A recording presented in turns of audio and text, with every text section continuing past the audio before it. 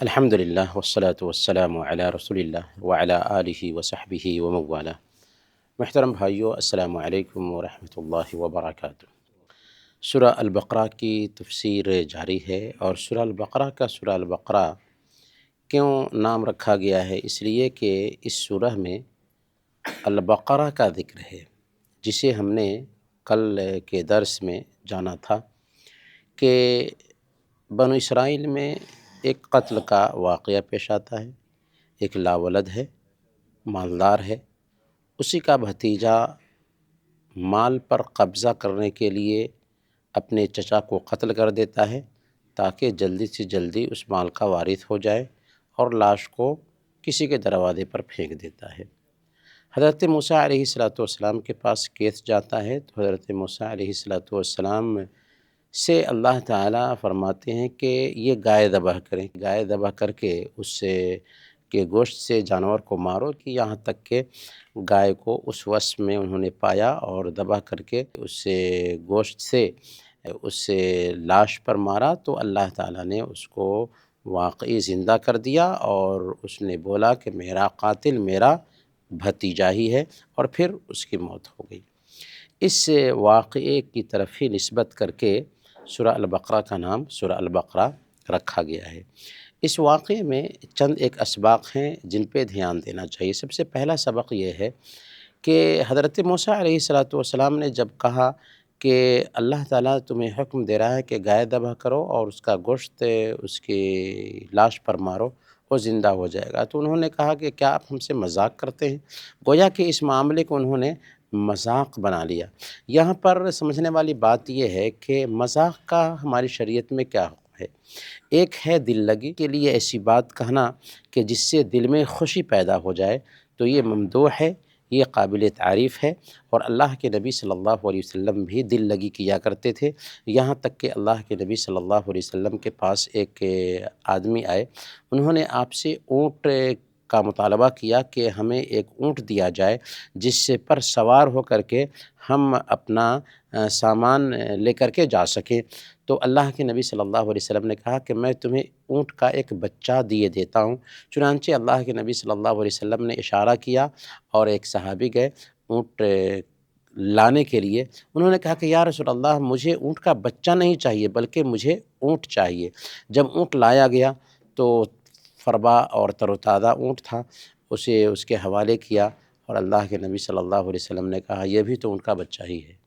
تو یہاں اللہ کے نبی صلی اللہ علیہ وسلم دل لگی کرتے ہیں، لیکن اللہ کے نبی صلی اللہ علیہ وسلم نے فرمایا وَلَا أَقُولُ إِلَّا حَقًّا۔ دل لگی میں بھی اللہ کے نبی صلی اللہ علیہ وسلم جھوٹ کا سہارا نہیں لیتے تھے، دل لگی میں بھی اللہ کے نبی صلی اللہ علیہ وسلم حق بات ہی کہتے تھے۔ اسی لیے خوش کرنے کے لیے یا لوگوں کے دل میں خوشی پہنچانے کے لیے اگر جھوٹ بولا جاتا ہے تو یہ بھی ناجائز ہے، یہ بھی حرام ہے۔ اسی طریقے سے اگر کسی کا دل توڑا جاتا ہے، کسی کا مذاق اڑایا جاتا ہے، تو ہماری شریعت میں اس بات کے لیے گنجائش نہیں ہے۔ اللہ تعالیٰ سورہ الحجرات میں بیان فرماتا ہے یا ایھا الذین آمنوا لا یسخر قوم من قوم عسى ان یکونوا خیرا منہم، کہ کوئی قوم کو دوسرے قوم کا مذاق نہ اڑائے، کیونکہ ہو سکتا ہے کہ وہ ان سے بہتر ہوں۔ اور اللہ کے نبی صلی اللہ علیہ وسلم صحیح مسلم کی روایت کے مطابق بیان فرماتے ہیں بحسب امرئ من الشر ان یحقر اخاہ المسلم، ایک آدمی کے برا ہونے کے لیے کافی ہے کہ اپنے مسلم بھائی کو کمتر سمجھے، حقیر سمجھے۔ تو مذاق کرنا اچھی بات ہے، مذاق اڑانا غلط ہے۔ حضرت موسیٰ علیہ السلام کے ساتھ بنو اسرائیل نے بے ادبی کا بھی مظاہرہ کیا کہ اے موسیٰ اپنے رب سے سوال کرو، اپنے رب سے پوچھو۔ تو اس انداز میں ہمیں یہ سمجھ میں آتا ہے کہ بنو اسرائیل نہایت ہی اکر فو قوم تھی، یہاں تک کہ اپنے نبی کا ادب کرنا بھی نہیں جانتی تھی۔ اس کے مقابلے میں اللہ کے نبی صلی اللہ علیہ وسلم کے صحابہ کو دیکھیے کہ اللہ کے نبی صلی اللہ علیہ وسلم کے حکم کے سامنے بچھ جاتے تھے، جو حکم بھی دیا فوراً سر آنکھوں پر رکھا، یہاں تک کہ اللہ کے نبی صلی اللہ علیہ وسلم، صحیح مسلم کی روایت ہے، ایک دن دیکھتے ہیں ایک آدمی کی انگلی میں سونے کی انگوٹھی ہے۔ اللہ کے نبی صلی اللہ علیہ وسلم نے فوراً اسے نکالا اور پھینک دیا اور کہا یعمد احدکم الی جمرۃ من نار فیجعلها فی یدہ، کیا بات ہے کہ تم میں سے ایک آدمی آگ کے انگارے اپنے ہاتھ میں ڈالتا ہے۔ جب اللہ کے نبی صلی اللہ علیہ وسلم وہاں سے نکل گئے اور اس صحابی سے کہا گیا کہ اسے لے لو، گھر میں استعمال ہوگا، تو اس نے کہا واللہ لا آخذہ وقد طرحہ رسول اللہ صلی اللہ علیہ وسلم، اللہ کی قسم میں اس انگوٹھی کو نہیں اٹھا سکتا جبکہ اللہ کے نبی صلی اللہ علیہ وسلم نے اسے پھینک دیا ہے۔ تو یہ ایمان دیکھیے، ایک عام آدمی ہے، حالانکہ اس انگوٹھی کو لے کر کے گھر والوں کو دے کر اسے استعمال کر لینا جائز تھا، لیکن انہوں نے اس کو اپنایا نہیں۔ تو اللہ کے نبی صلی اللہ علیہ وسلم کے صحابہ آپ کی فرمانبرداری میں ایسے ہی ہوتے تھے، اور ایسے ہزاروں واقعات ہیں۔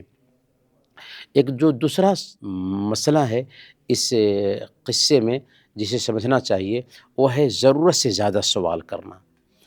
حضرت موسیٰ علیہ السلام سے بنو اسرائیل نے اس واقعے میں ضرورت سے زیادہ سوال کیا، اس کا حلیہ کیا ہونا چاہیے، اس کا رنگ کیا ہونا چاہیے، اس کی کیفیت کیا ہونی چاہیے، تو اللہ تعالیٰ نے ان کے ساتھ سختی برتی۔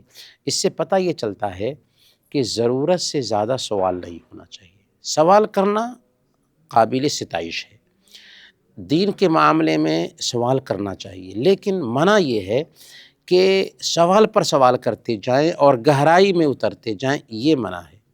لیکن اگر ہم سوال کرتے ہیں، دین کے بارے میں جانکاری لیتے ہیں، تو یہ اچھی بات ہے، جانکاری لینی چاہیے، لیکن اگر باریک سے باریک چیزیں پوچھیں جس کی ضرورت نہیں ہے ہماری زندگی میں، اس کے بارے میں سوال کریں تو اس سے ہماری شریعت منع کرتی ہے۔ اسی لیے صحیح بخاری اور صحیح مسلم کی روایت ہے، اللہ کے نبی صلی اللہ علیہ وسلم نے بیان فرمایا ان اللہ کرہ لکم ثلاثا، اللہ تعالیٰ نے 3 چیزوں کو تمہارے لیے ناپسند کیا ہے، قیل و قال و اضاعۃ المال و کثرت السوال، کہ قیل و قال بیکار میں بکواس کرنا اور مال برباد کرنا اور زیادہ سے زیادہ سوال کرنا، اس سے ہماری شریعت منع کرتی ہے۔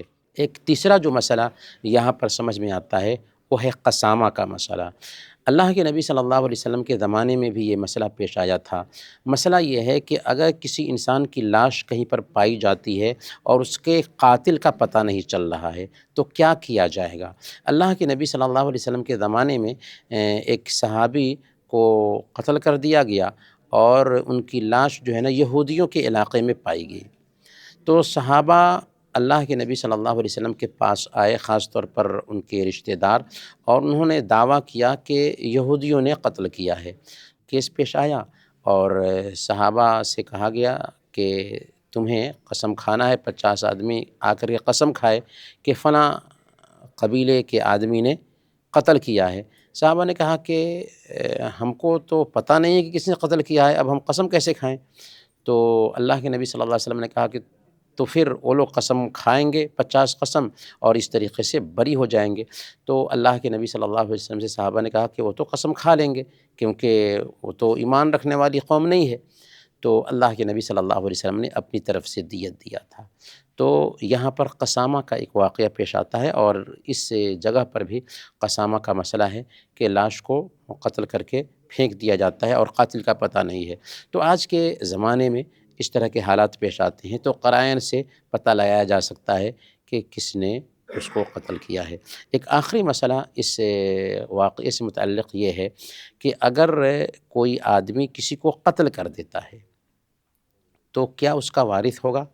اللہ کے نبی صلی اللہ علیہ وسلم نے بیان فرمایا، سنن ترمذی کی روایت ہے، القاتل لا یرث، کہ قاتل وارث نہیں ہوتا۔ مثال کے طور پر ایک آدمی اپنے باپ کو قتل کر دیتا ہے تاکہ اس کا وارث بن سکے جلدی سے جلدی، یا یہیں پر کہ ایک لاولد چچا ہے اور بھتیجا ہی اس کا وارث ہونے والا ہے اور کوئی نہیں ہے، اگر اپنے چچا کو قتل کر دیتا ہے تاکہ اس کا جلدی سے جلدی وارث بن سکے تو شرعی ناحیہ سے وہ اس کا وارث نہیں ہوگا۔